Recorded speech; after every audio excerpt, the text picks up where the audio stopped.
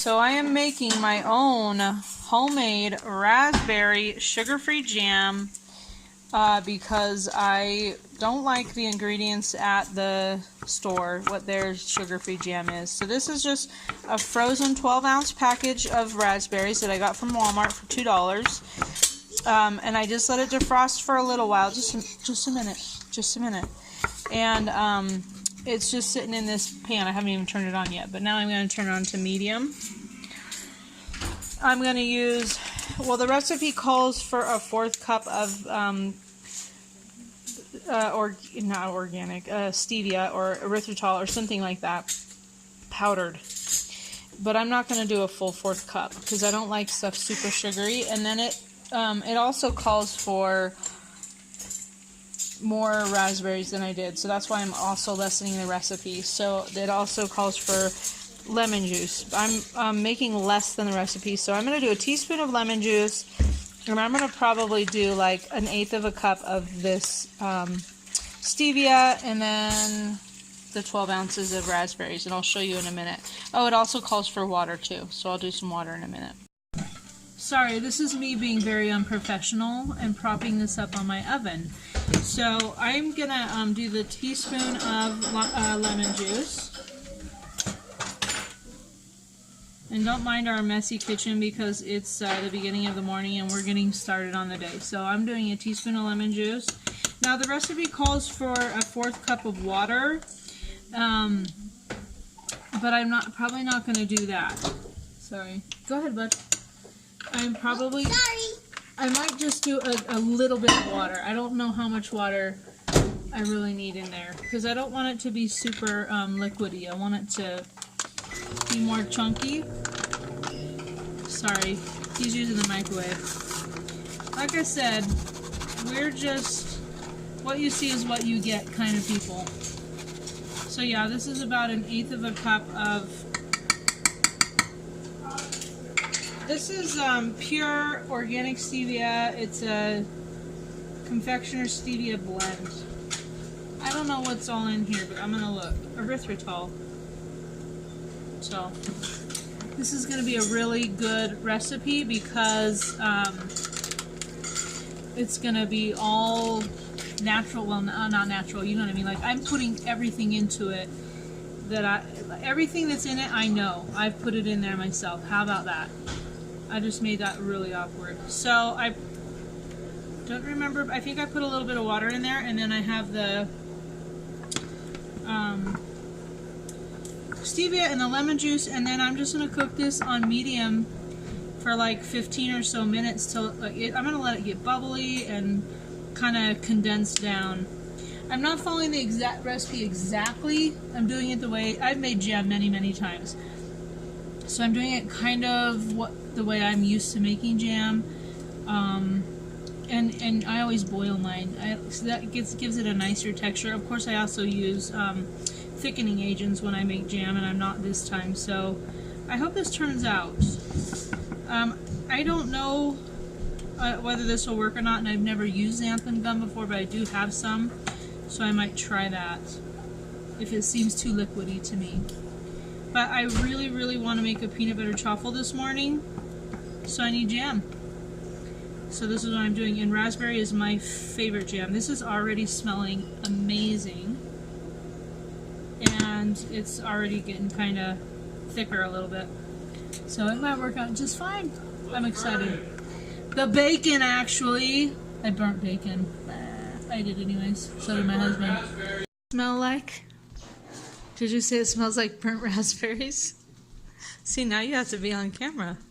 Bet you regret that. Yeah, so Henry's stirring this for me. It's getting all bubbly. And it looks amazing. It smells so good too.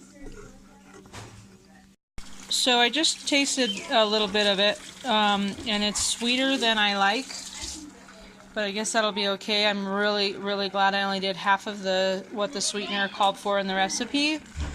So if you like your stuff super sweet, go ahead and do the full amount or half. If you like it a little on the tart side like I do, you would want to do even less than half. I kind of wish I'd done less than half.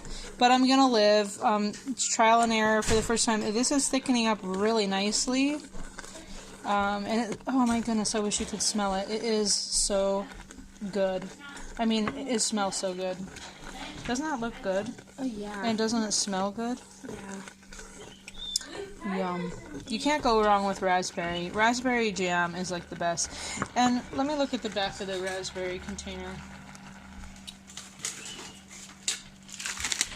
So, this whole container of raspberries, well actually there's 2.5 servings, so I cannot see. Can you see that? It's not focusing. It's 17 grams of carbs per serving. Okay. And then per container, it's 41. 41, wow. 22 of that is fiber though.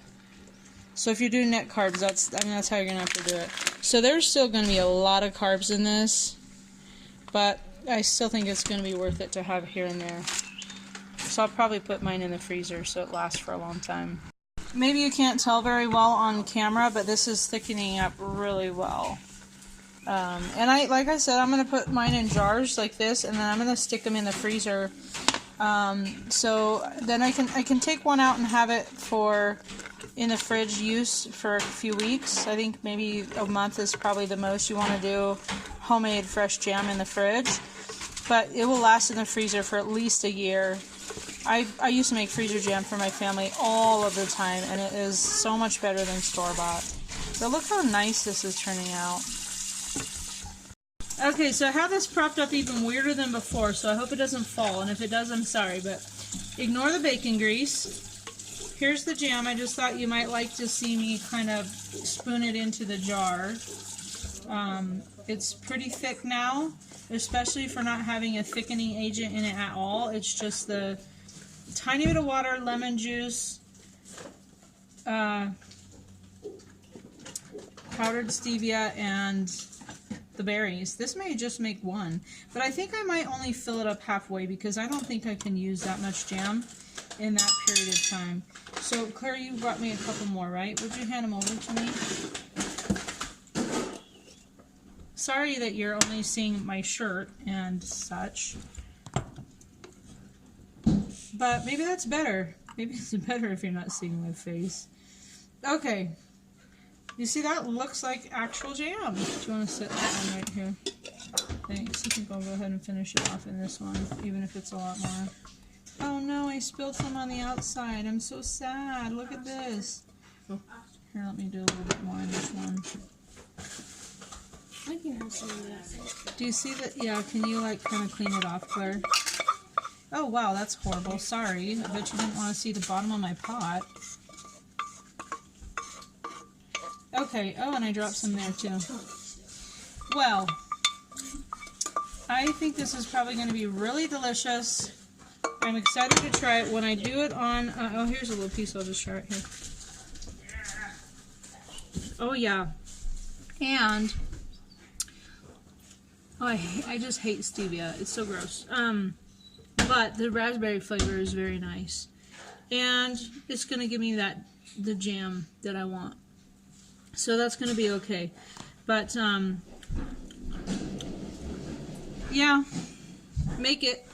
You still looking? I will look at the recipe, and then I will show you the recipe in a second.